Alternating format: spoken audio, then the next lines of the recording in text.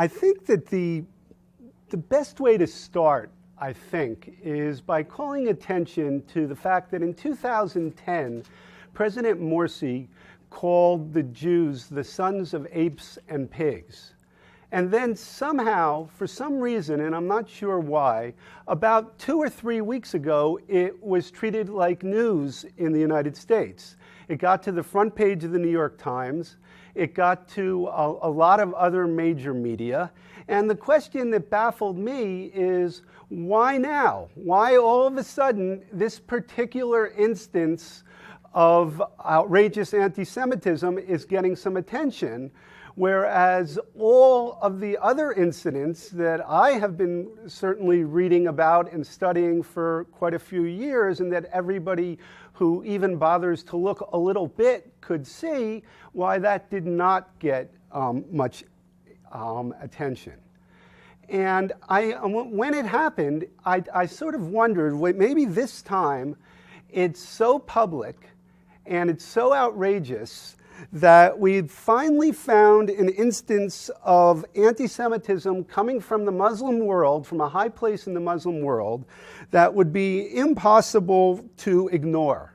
That the left, that the academics, that the human rights community, they would have to seize upon this and pay attention to it.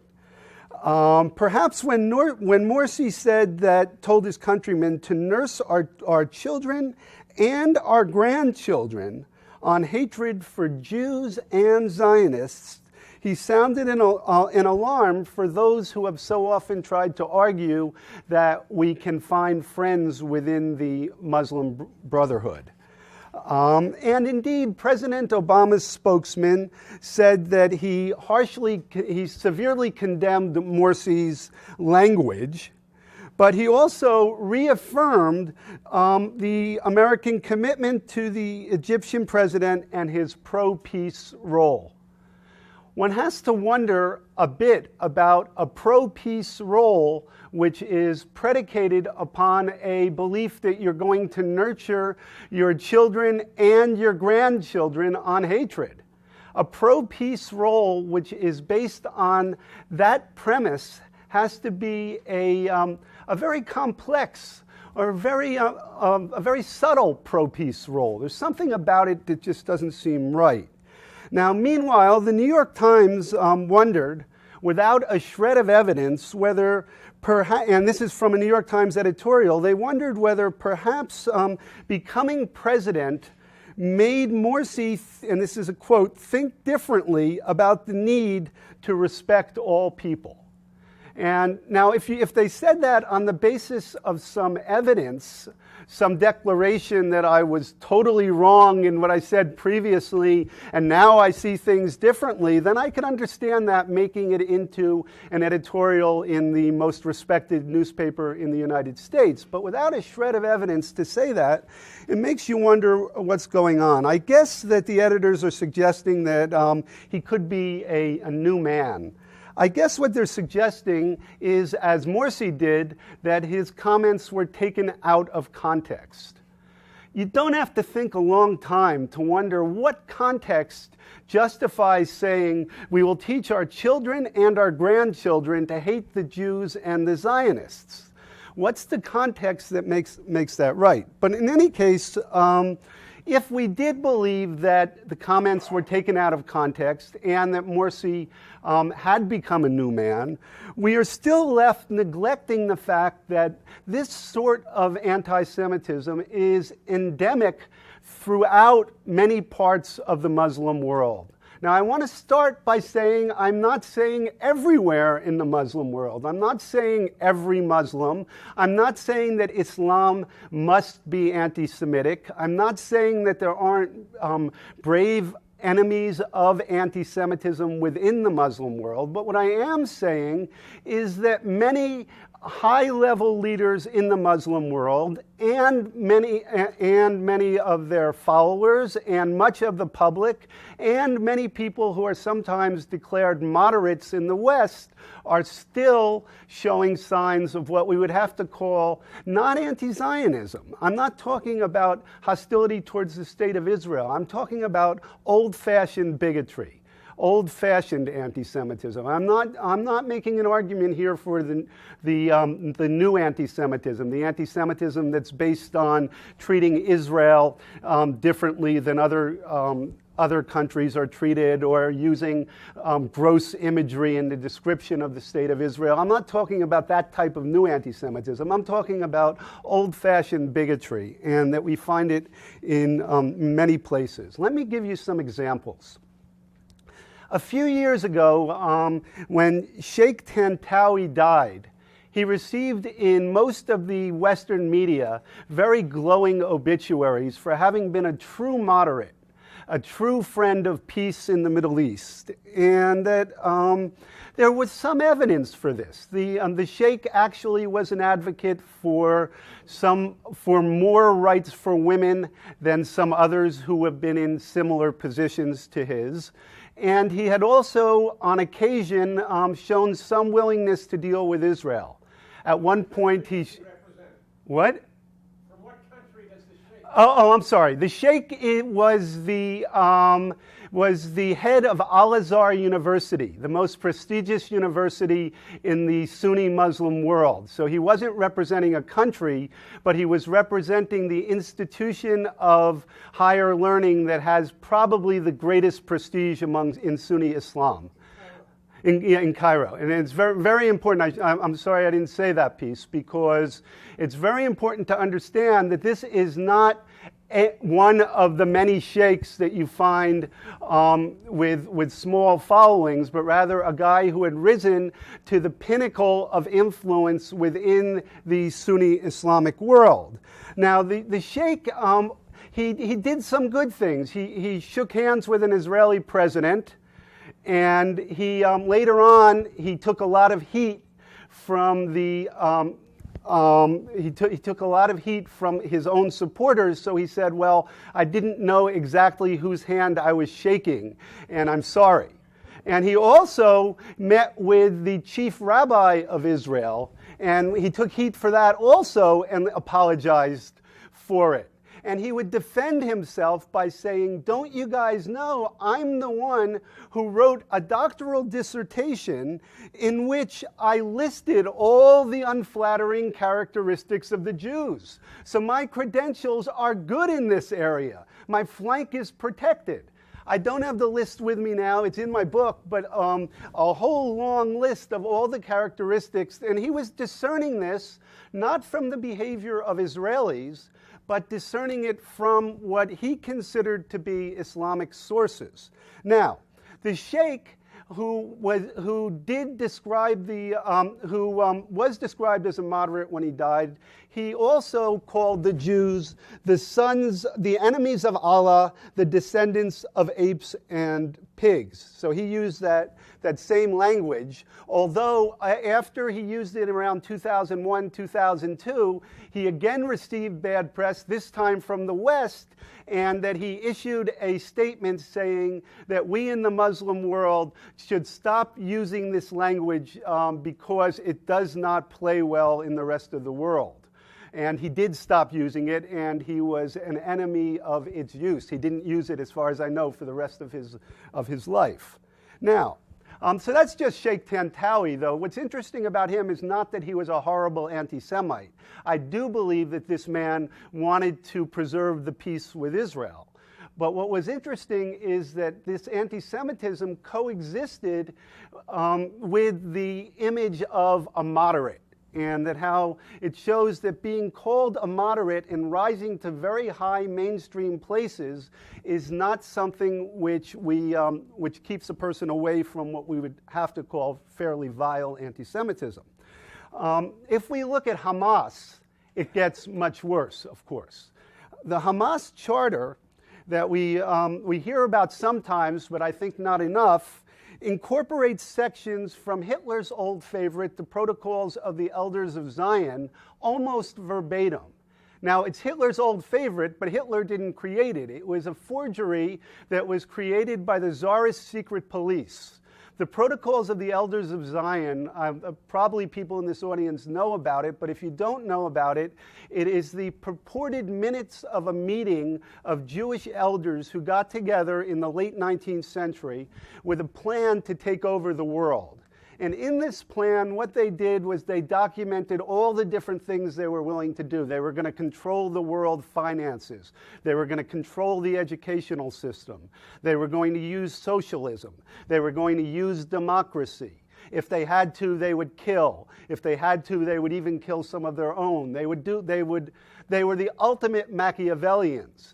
Now, there's a reason for this, because the book was actually lifted from a French book which was written about 30 or 40 years before the forgery, which did not sell many copies, which was called Dialogues Between Machiavelli and Montesquieu in Hell. It was a French book, and the dialogues between Machiavelli and Montesquieu in Hell, and they lifted the Machiavelli parts. And then the member of the Tsarist secret police used that as the basis for writing the Protocols of the Elders of Zion.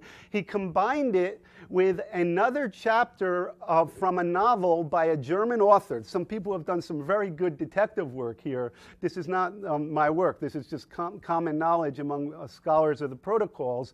There was a fictional work, and one chapter in this fictional work described a meeting of the Jews in a cemetery where they made a plan to take over things. So the Tsarist secret police put this stuff all together, and then what they did was they kind of, made the appropriate changes as necessary, and passed it off as meetings by the Jews. There is Hadassah Ben Ito wrote a very gripping account. It's marred by not having any footnotes or references, but it's based on good research. But she wrote a very good book about this, if anyone's interested in finding out about it, because she documents how several courts of law proved that this was a forgery. Henry Ford, at one point, had it translated into English and very widely disseminated, and then it started to cause him more trouble than it was worth, so later on he apologized in a way and tried to take back the copies. But anyway, by about 1930, there was nobody who had any academic credentials at all that would give this the time of day.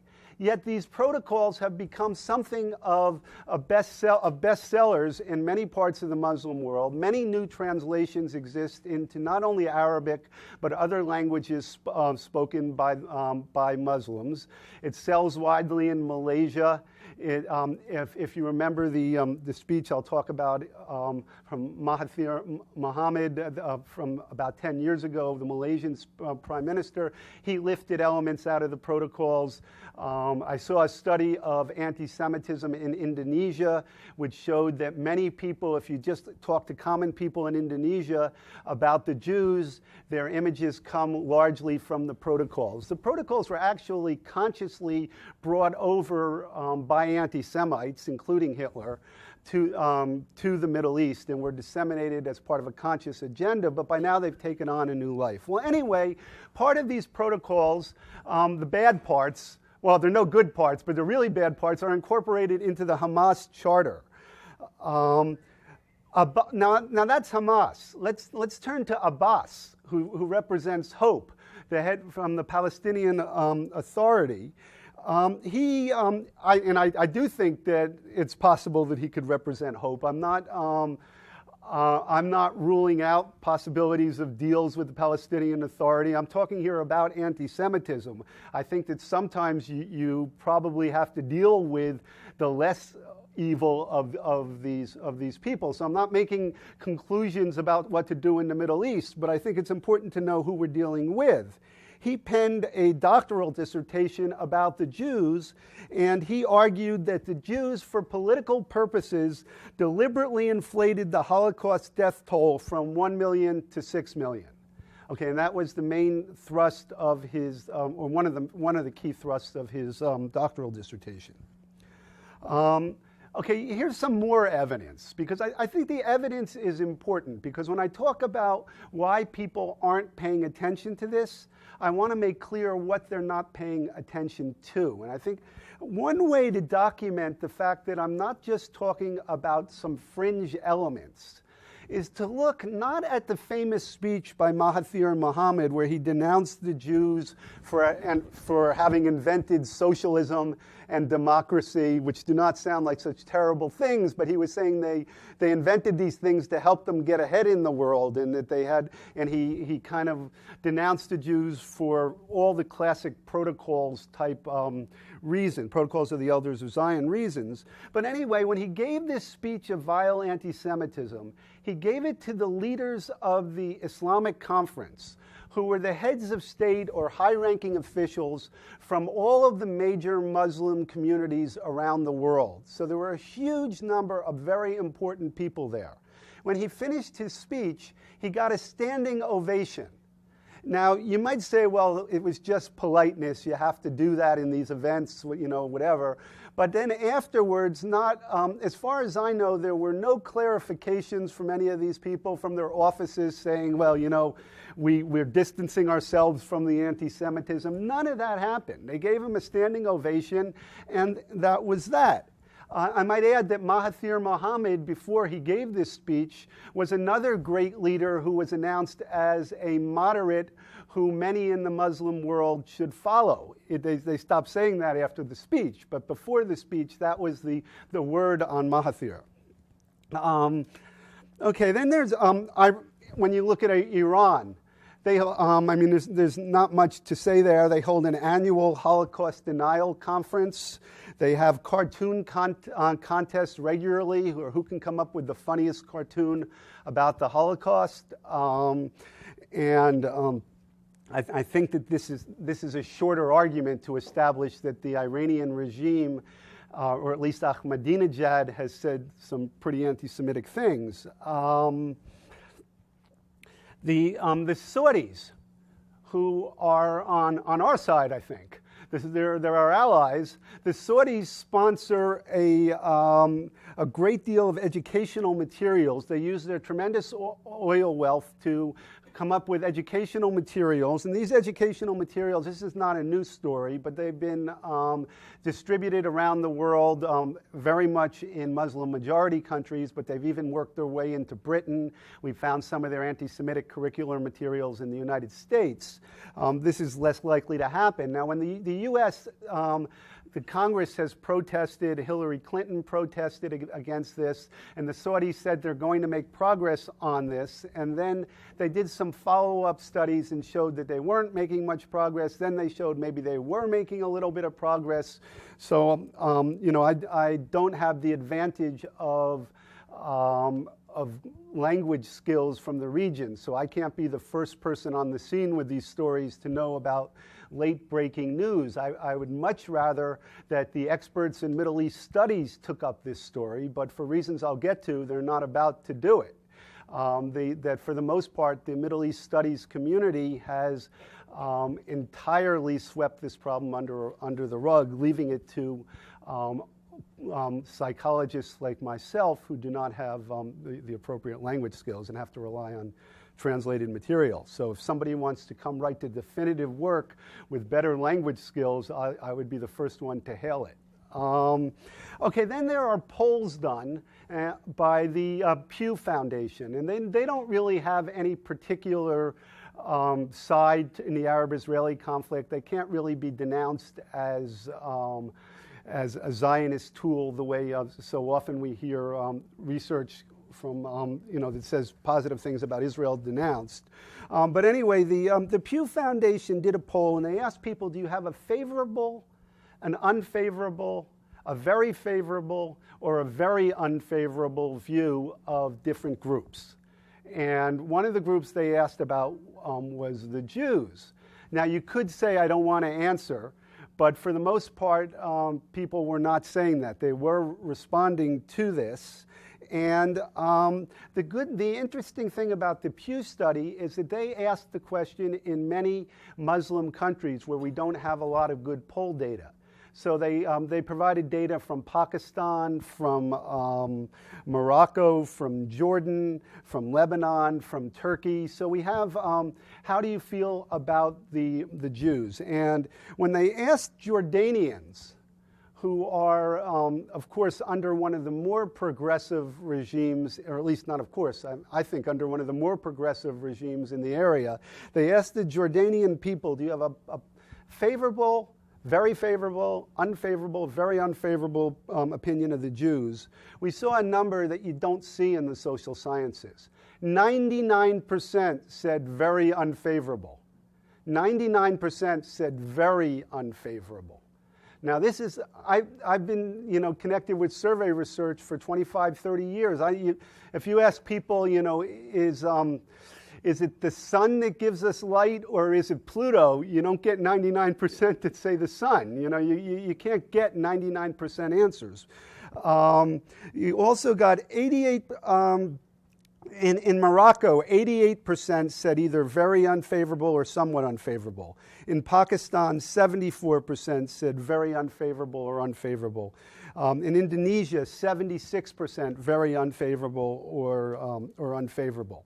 Now, I might add something here. I'm going to take a little break from the usual talk that I would give on Muslim anti-Semitism. I'm working on another paper now on a related but not really closely related topic, which deals with poll data about American attitudes towards the Jews and towards Israel.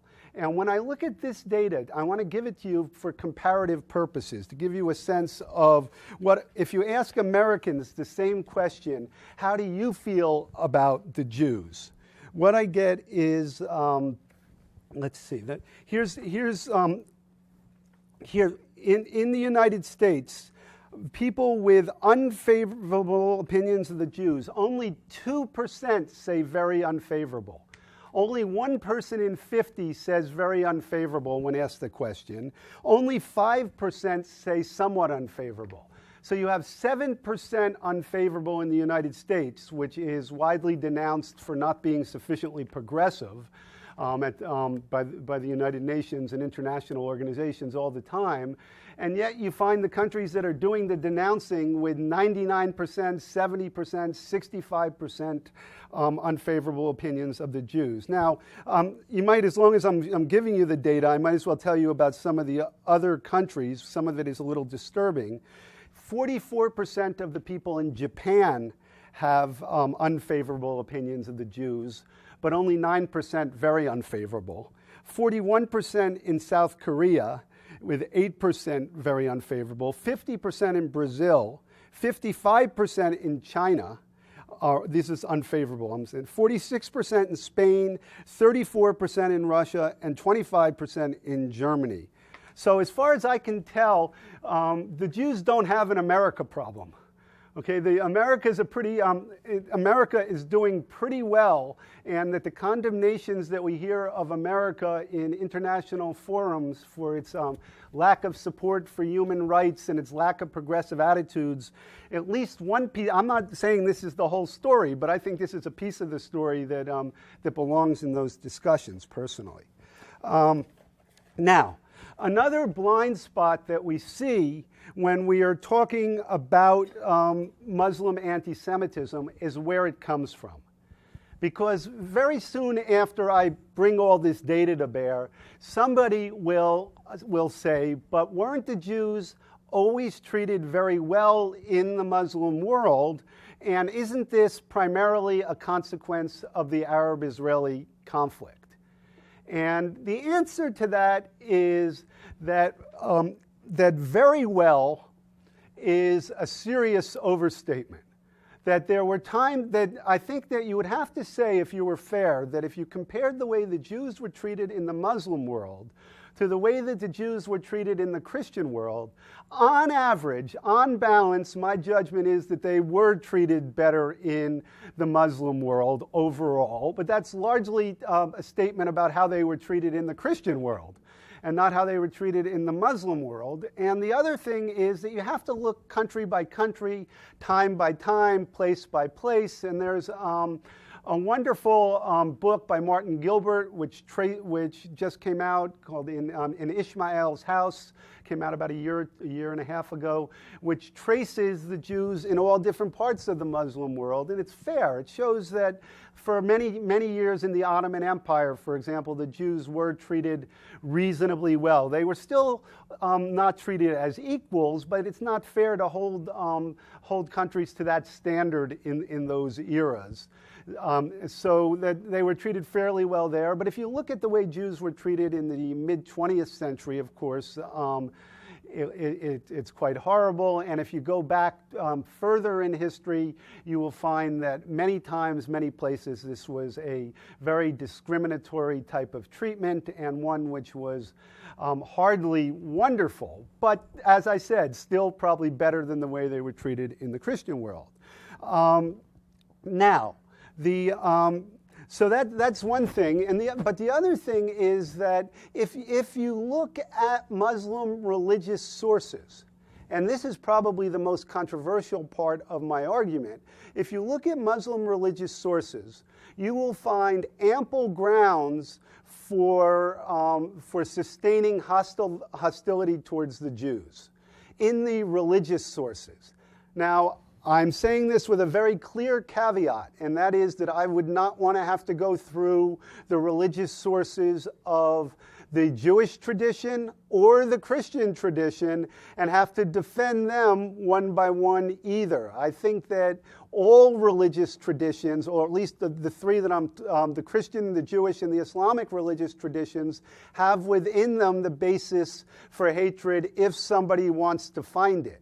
What you do find, however, in contemporary Christianity and in contemporary Judaism is that most of the mainstream religious leaders have done what they can to deal with these difficult verses, to incapacitate them. In other words, if you're talking about finding somebody from Amalek, and you have to find their descendants even to the present and kill them. And if somebody tries to argue, well, Amalek, as some extremists do, that Amalek is the Arabs, that you will find that overwhelmingly the mainstream religious tradition says that's not a correct interpretation. And that the key is that you have to work in the post-Enlightenment world. Most of the religious traditions have worked to weaken the sources of bad behavior within their religious tradition. In the Christian world, and in the Jewish world, it's an ongoing process. But you see an attitude towards we're not going to use these texts to sustain hatred.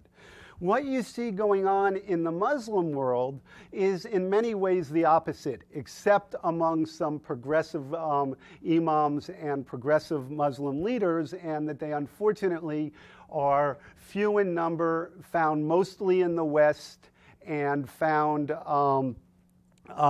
and not widely listened to by other Muslims. But in any case, to get back to the pigs and apes language, where is this coming from?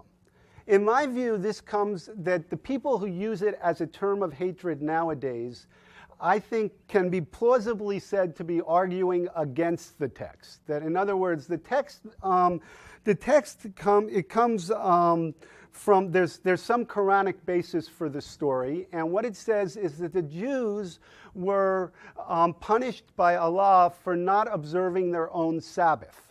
There was a group of Jews in a certain community who were violating the Sabbath, and that this what made them bad Jews, and so God punished them, and he punished them by turning some of them into pigs and apes. And now that story, you could interpret it, first of all, as a sign not that Jews are evil, but you could interpret that story, if you wanted to be progressive-minded, by saying that a person should follow their own religious tradition, and that Islam expects Jews to be true to their Judaism, just like it expects Muslims to be true to Islam. And that therefore the interpretation here is not anti-Jewish, but rather pro-religious. And as far as the transformation into pigs and apes, You could interpret that as somehow temporally bound, that we're talking here about the 7th century, and the idea of transforming people into animals was something that would have probably been more viewed as more plausible then than now, and also that you might view this as not even a literal transformation. So there have been many debates among Muslim theologians who have raised these different interpretations, and liberal Muslims will come up with a way of totally incapacitating or weakening this language. On the other hand, there are militants, and obviously militant has to be defined broadly because it includes President Morsi of Egypt and it includes Tantawi from Al-Azhar, but who argue that, that the Jews nowadays can be denounced as the descendants of pigs and apes. Now, when the Jews are denounced as pigs and apes now, there's another argument against it, which is that these pigs and apes may not have been able to reproduce. So it's possible that they just died out and that was the end of the punishment right then and there. The notion that it was carried forward to subsequent generations is not something that many observant Muslims believe. And also there's a question about when they reproduced. Did they reproduce Jews or did they reproduce pigs and apes? So I've been following these debates in all sorts of different media, and that and you don't have to come away from this story with the idea that you're going to use this as a hateful insult. I wanted to share, though, with you some of the ways that it is used, and that's the key. What we find is, for example,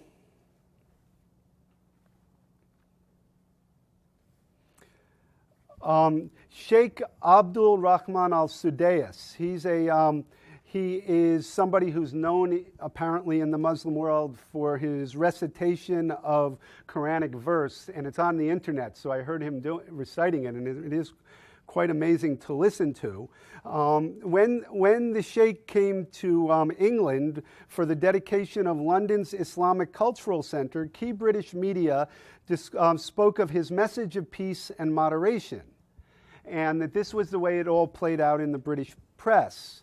But a year before this trip, he had advised his flock, read history, and you will understand that the Jews of yesterday are the evil forefathers of the even more evil Jews of today. Infidels, falsifiers of words, calf worshippers, prophet murderers, deniers of prophecies, the scum of the human race, accursed by Allah, who turned them into apes and pigs. These are the Jews, an ongoing continuum of deceit, obstinacy, licentiousness, evil, and corruption. And that he is one of the chief clerics in Mecca at one of the most important mosques there. Now, obviously, to call a man like this a moderate takes either some ignorance of what he said or an odd definition of moderate. Hassan Nasrallah from Hezbollah, he called the Jews the murderers of the prophets, the grandsons of apes and pigs. The murderers of the prophets, the grandsons of apes and pigs. Here's another one. This is on Palestinian Authority television. A Muslim cleric, Sheikh Ibrahim Mahdi, used the phrase. He was trying to work people up against Israel, but he said, all weapons must be aimed at the Jews, at the enemies of Allah, the accursed nation in the Quran, whom the Quran describes as monkeys and pigs.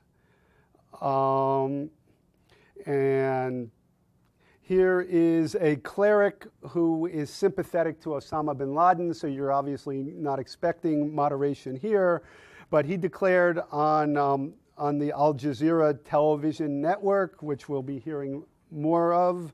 I'm surprised that the Christian United States allows the brothers of apes and pigs to corrupt it. The Jews have murdered the prophets and the messengers. The Jews are the most despicable people who walk the land and are the worms of the entire world. The Muslims have mercy on the Christians more than they do on the Jews. Bin Laden defended the oppressed. We warn the U.S. and advise her to get rid of the Jews. You're probably noticing there's a few other themes in here. The murderers of the prophets. And this is a theme that comes up repeatedly in the religious tradition of anti-Semitism in Islam.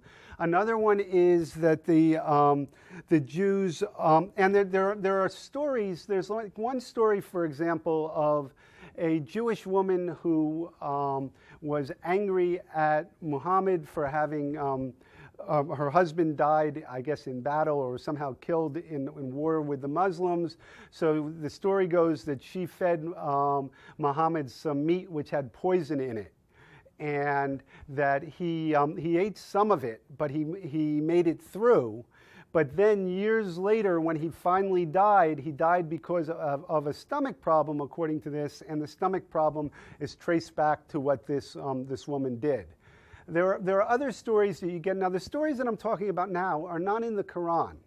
They are in the Hadith, which is a different type of tradition in Islam, and that these Hadith are understood by Islamic scholars to have differing levels of reliability.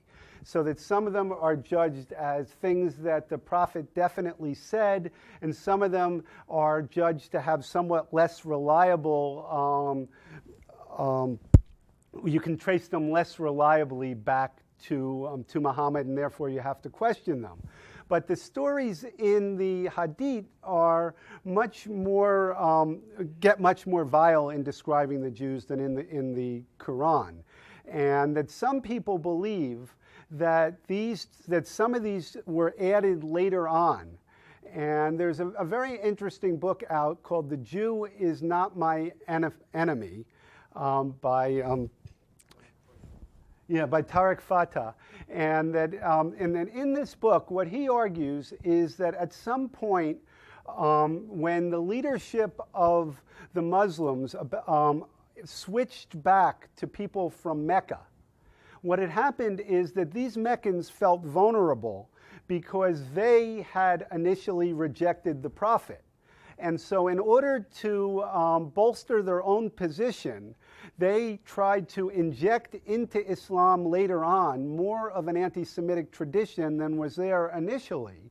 And that the goal was to try to deflect attention from what the Meccans had done to Muhammad and to make it more what the Jews had done. And therefore what you find is this tradition having been added artificially. Now, the argument that he makes is way beyond my competence to assess, but I think the idea that somebody would try to make such an argument is very admirable and very interesting. Do I believe that these stories have been used to bad effect because there is a war obviously going on between the Arabs and the Israelis? I think that's a piece of the story. Sure, you can't deny that if there was peace between the Arabs and Israel, if somehow you could snap your fingers and make peace, then it would be easier to address the anti-Semitism problem. On the other hand, the reason you can't make peace is because of the anti-Semitism problem, in my view. And I'll come back to that a bit later. Now, many in the Muslim community who let this stuff pass who should know better. And I think that is because they fear ostracism from their more radical peers. I think it's because in some parts of the Middle East, to stand up and say, I think the Jews have a point, could be a fairly dangerous thing to do. And I think that I don't envy somebody who has to make this battle on their own, and I think that explains why a lot of the more reasonable voices are coming out of the West. But even here, it's not so easy. Now,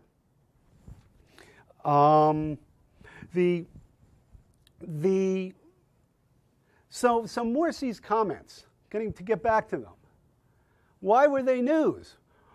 Isn't this, and that sometimes you actually hear that used against you when you're trying to bring attention to this problem. I sometimes hear the first line of argument is, well, it's not really a problem, it's not really anti-Semitism. And then when you convince them that it is, then they tell you, well, everybody knows that there's this anti-Semitism, so it's not news. So I'm finding that it cuts both ways. You have, on the one hand, people telling you that it doesn't exist. Then once you convince them that it exists, they say, well, we shouldn't talk about it because it's not news. And I think that what this indicates to me is that somehow there is a real unwillingness in the West to discuss all of this. And that I think that when I use the word conspiracy, I'm not using it in the sense of a secret conspiracy where people get together and say, let's not talk about this. What I think it is much more subtle. I think that part of the problem is that the human rights community, Middle East studies professors, social scientists, even governments have been reluctant to criticize Muslims on this issue because the West is trying so hard to get along with the world of Islam and trying to broker an elusive Arab-Israeli peace deal. And there's somehow a belief that by calling too much attention to this issue, it's going to get in the way of building bridges. It's going to get in the way of building bridges. Why does all of this matter? Why does Muslim anti-Semitism matter? Obviously, this is a reasonably small crowd. This is not something that most Americans feel particularly engaged by this issue.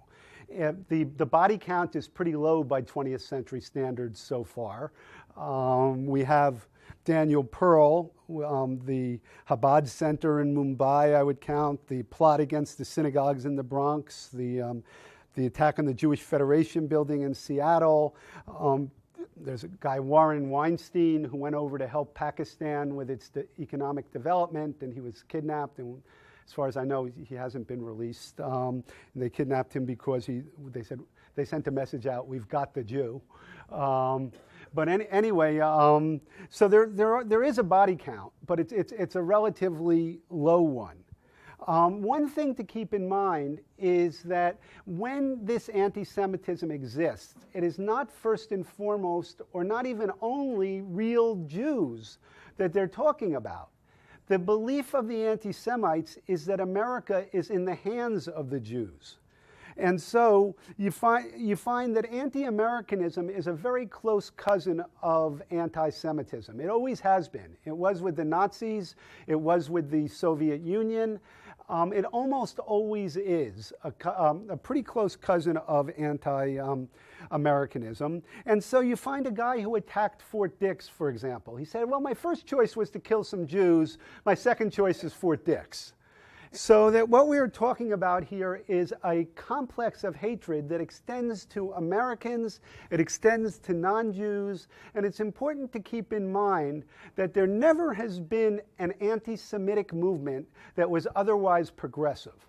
Okay, the one thing you never ever see happen is this guy's an anti-Semite, but except for that, he's kind of reasonable. Okay, it doesn't happen.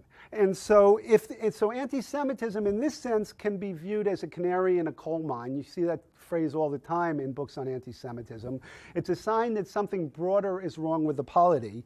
The other thing is it is certainly a sign that there's something wrong with the anti-racist community.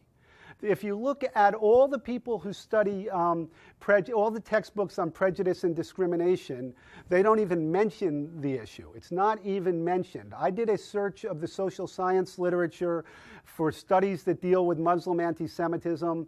I did it back in 2003. There was almost nothing. Since then, I've found maybe a handful of articles, a few books, but that the community of social psychologists that was so important in combating anti-black racism, so important in combating so many other forms of racism. The social scientists, and I pride myself as coming from this community of social psychologists, They have nothing to say about this. There was one article that was published, and there's one research team with Lee Jussum and Florette Cohn operating out of Rutgers and College of Staten Island. It's done a couple of articles.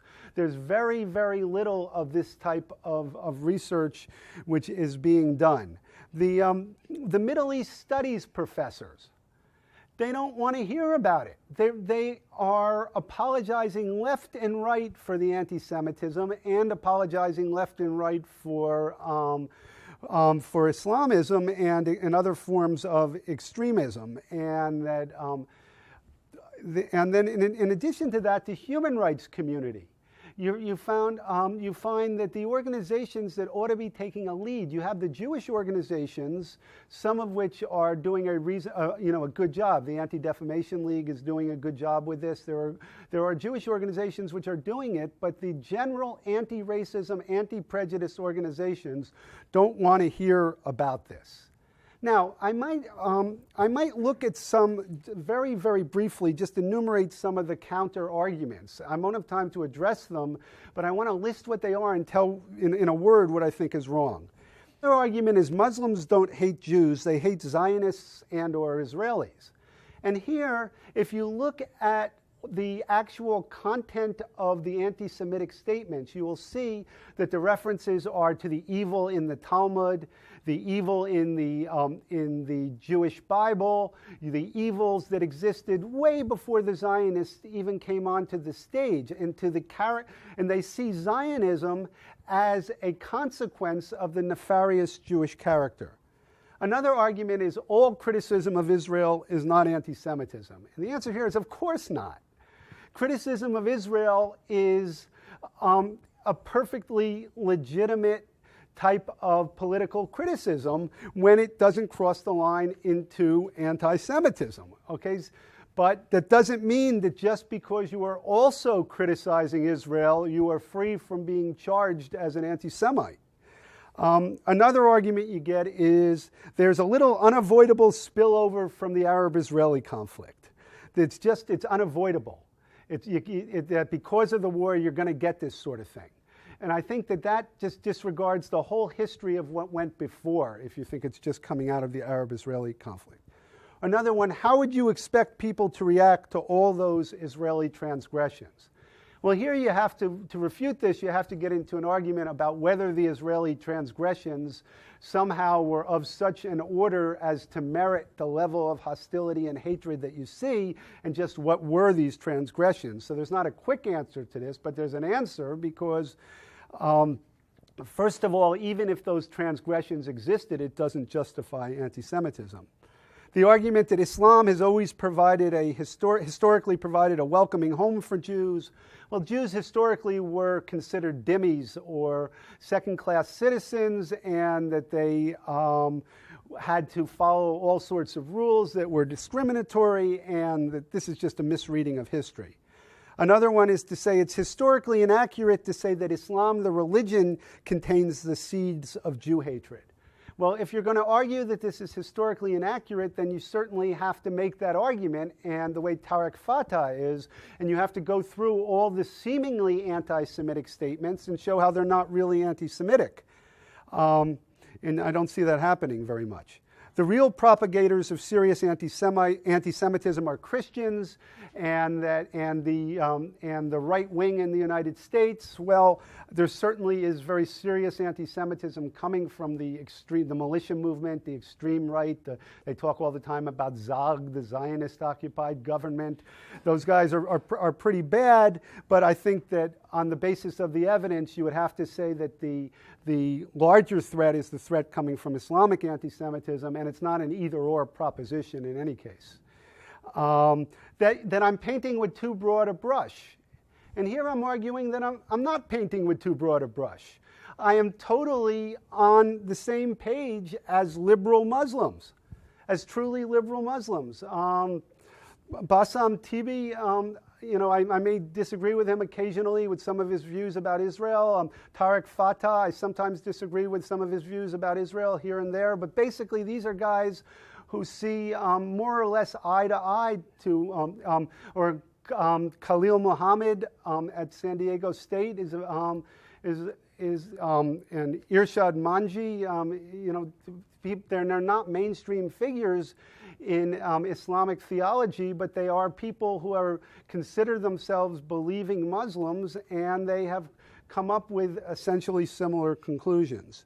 Another one is nice people don't criticize other people's religious beliefs.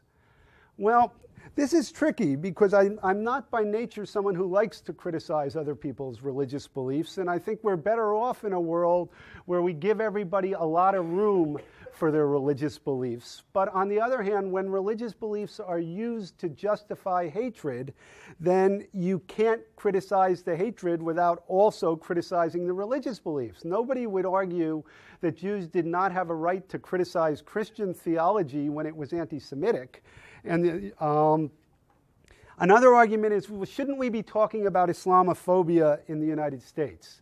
And I think that in many ways we should. I believe that Islamophobia I think that word is not a good word because it implies fear, but I think that bigotry against Muslims does exist in the United States. And I think that if I were given, do I think in the United States that I experience a warmer reception as a Jew than a typical Muslim does? I think the answer is that I do.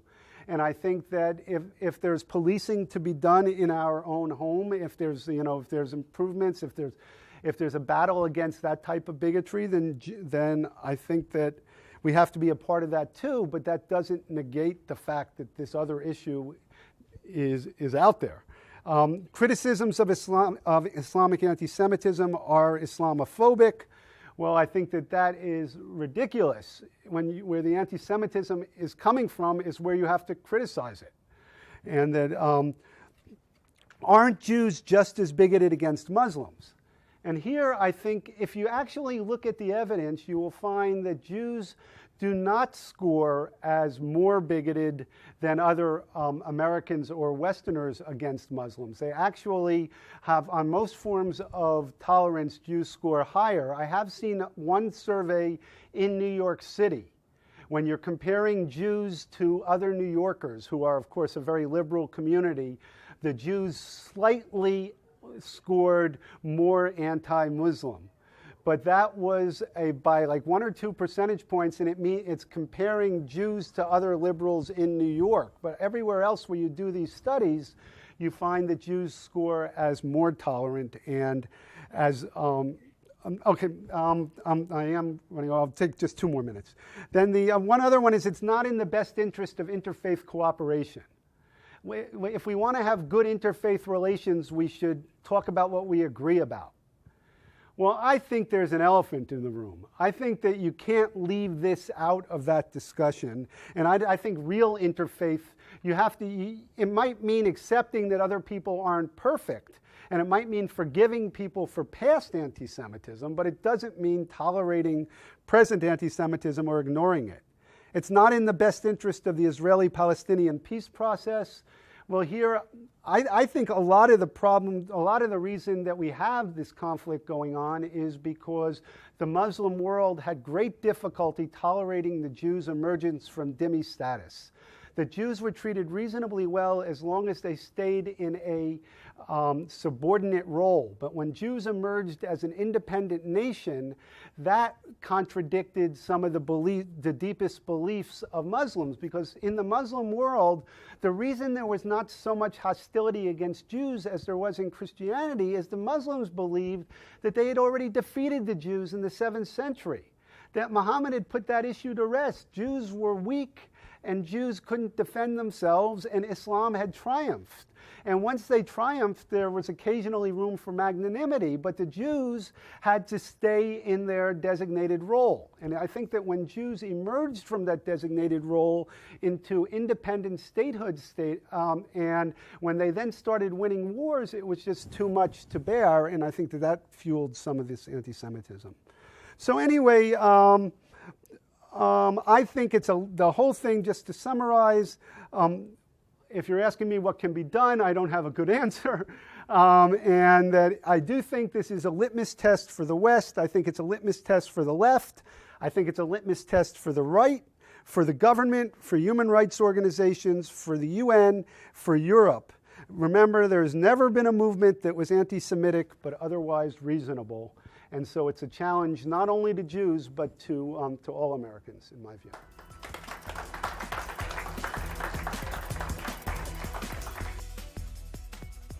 We would be pleased to send a complimentary DVD of this program to anyone who wishes to support Shalom TV with a tax-deductible gift of $36, double high or more, to the nonprofit organization Jewish Education in Media.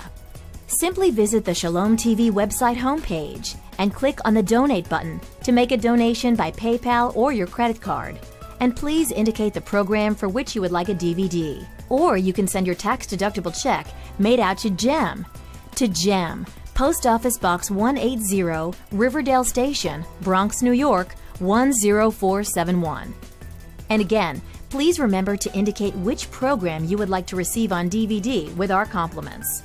And we thank you for your kind support.